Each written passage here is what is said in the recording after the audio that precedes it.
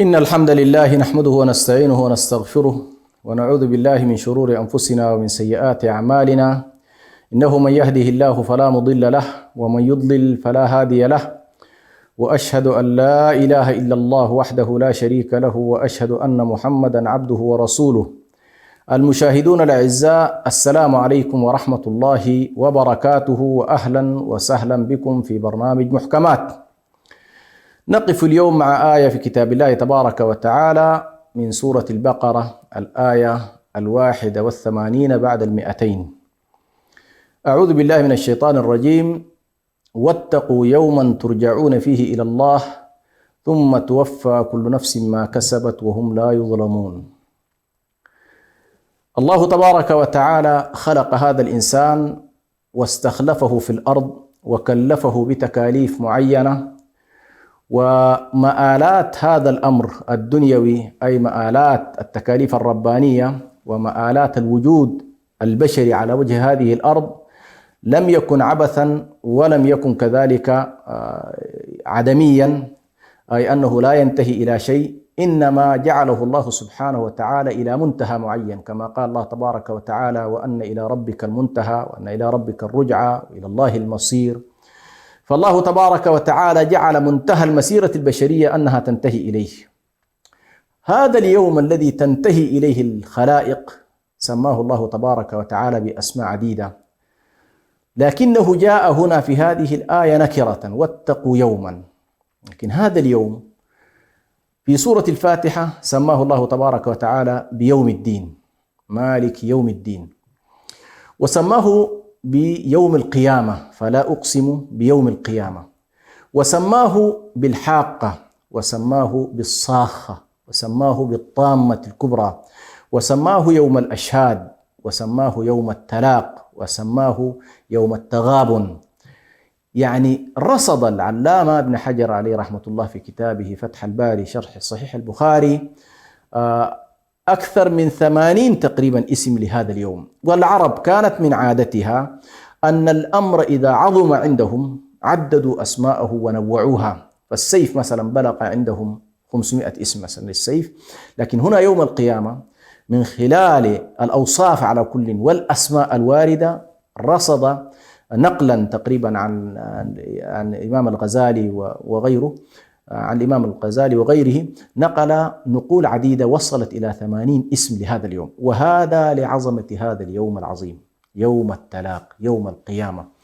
وسمي هذا اليوم بيوم القيامة لقيام الناس من قبورهم وملاقاتهم الله تبارك وتعالى، وكذلك لأن الله في هذا اليوم يقوم الأشهاد عنده، ويوم يقوم الأشهاد.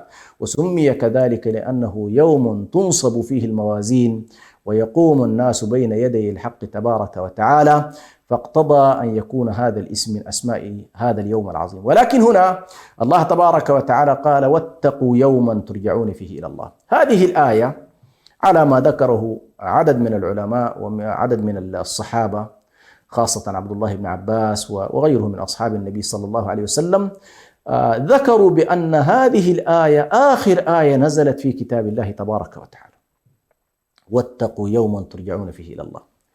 ونزلت في سياق الحديث عن الربا، وأعقبها بعد ذلك الحديث عن يا أيها الذين آمنوا إذا تداينتم بدين. يعني هنالك سياق معاملات مالية، جزء منها متعلق بالبيع، وجزء منها متعلق بالربا، جزء منها متعلق بالصدقات، جزء منها متعلق بالديون، وهذه كلها معاملات إنسانية مالية.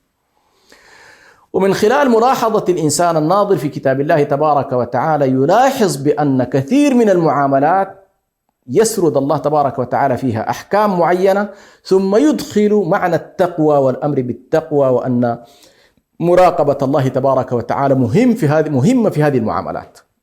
فمثلا تجد في سورة البقرة الحديث عن الطلاق، ثم الحديث عن التقوى، الحديث عن الصلاة في معمعة الحديث عن الطلاق. كذلك الآن هنا الحديث عن المعاملات المالية، الحديث عن الربا، الحديث عن الإعسار في الديون، كتابة الديون. فإذا نجد هذه الآية تتوسط، ويقال بأن جبريل عليه السلام نزل بهذه الآية وقال للنبي صلى الله عليه وسلم ضعها بعد 280 وقبل آية الدين، فوضع جبريل وضع النبي صلى الله عليه وسلم بأمر من جبريل أن هذه الآية تتوسط هذه الآيات المتحدثة عن الربا والصدقات، وتعقبها بعد ذلك آية الدين الطويلة صفحة كاملة. وهذه أهم ما فيها أن الإنسان في هذه المعاملات، معاملات الديون، البيوع، الصدقات، الإعسار، معاملات الإنسانية مختلف اتجاهاتها، إذا لم يراعي الله تبارك وتعالى ويتقي الله عز وجل ويعتبر بأن هنالك يوم سيقدم فيه على الله سبحانه وتعالى، فإنه يكون الفساد العريض في هذه الدنيا. لماذا؟ لأن الإنسان إذا لم يردعه ضمير ولم يردعه إيمان ولم يردعه خوف من الله سبحانه وتعالى، فإنه يسود فيه الطغيان والمظالم وأكل أموال الناس إلى غير ذلك. ولذلك الله تبارك وتعالى يشرع لنا أحكام المعاملات، وفي وسطها يقول واتقوا يوما. طبعا اتقاء اليوم الآخر هو فرع عن اتقاء الله تبارك وتعالى. الله عز وجل حتى في آيات آل عمران يا أيها الذين آمنوا اتقوا الله، يا أيها الذين آمنوا اتقوا الله ولا تأكلوا الربا أضعافا مضاعفة واتقوا الله لعلكم تفلحون، قال واتقوا النار. فالاتقاء النار في سياق الربا هو فرع عن اتقاء الله تبارك وتعالى. فمن لم يعرف الله ولم يخشى الله ولم يراعي عظمة الله تبارك وتعالى ولم يراعي الوقوف بين يدي الله سبحانه وتعالى، فإن ذلك سيؤدي إلى الفساد العريض. ولذلك هنا نحن نقول بأن هذه الآية تنبه إلى أمر عظيم، وهو يا ابن آدم يا أيها الإنسان عليك أن تتقي الله تبارك وتعالى. يا أيها المسلم، هذا الكتاب الذي من سورة الفاتحة إلى سورة الناس عندما يختم بهذه الآية وتنزل آخر آية، كأنما الله يقول كل هذه التشريعات الرسالية السماوية إنما المراد منها أن تستعدوا يا بني آدم لليوم العظيم الذي سترجعون فيه إلى الله. هل أنت مستعد لهذا اللقاء؟ هل أنت أعددت هذا اللقاء؟ وهذا اللقاء من هوله أن الله تبارك وتعالى وصفه بأوصاف عجيبة جدا، كما في بداية سورة الحج يقول الله تبارك وتعالى يا أيها الناس اتقوا ربكم، يا أيها الناس اتقوا ربكم إن زلزلة الساعة شيء عظيم يوم ترونها تذهل كل مرضعة عما أرضعت وتضع كل ذات حمل حملها وترى الناس سكارى وما هم بسكارى ولكن عذاب الله شديد. إذن أنت انظر إلى هذا الهول، هذا التخويف. والله عز وجل أيضا يقول في سورة أخرى يا أيها الناس اتقوا ربكم واخشوا يوما لا يجزي والد عن ولده ولا مولود هو جاز عن والده شيئا. إذن أنت أمام مشهد يعني عظيم ومهول ومخوف، ويجب أن تستعد له. وفي هذا اليوم الله عز وجل يقول لك واتقوا يوما ترجعون فيه إلى الله ثم توفى كل نفس ما كسبت. يعني هذا اليوم ما الذي سيكون فيه؟ أنك إن أحسنت فبالإحسان وإن أسأت فبالإساءة. يعني ستقابل بواحد من أمرين، إما أنك أحسنت هل جزاء الإحسان إلا الإحسان، إما أنك أسأت فإن أسأتم فلها، إن أحسنتم فلها وإن أسأتم فلها. فأنت أمام لقاء الله تبارك وتعالى، لا بد أن تستحضر هذه المعاني العظيمة واتقوا يوما ترجعون فيه إلى الله ثم توفى كل نفس ما كسبت. ولكن هذا الكسب الذي هو بهذا الشكل الميزان فيه دقيق، فمن يعمل مثقال ذرة خيرا يره ومن يعمل مثقال ذرة شرا يره.